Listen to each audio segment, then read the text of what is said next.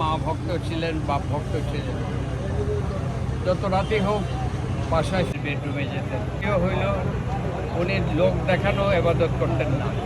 পৃথিবীর যখন যে অবস্থায় যেখানে থাকতেন উনি নামাজ পড়তেন, কোরআন তেলাওয়াত করে শুইতেন এবং মানুষকে দেখানোর জন্য উপকার করতেন না। একটা ছোট্ট ঘটনা আমি বলেছি একটু আগে।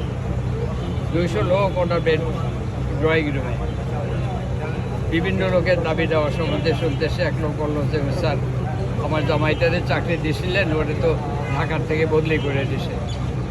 বলে জান আমি পারবো না, চাকরি দেবো আবার বদলি করলে ক্যান্সেল করবে, বলে আমি পারবো না। জান আমার বলে ওটো গাড়িতে ওঠো। আমি তখন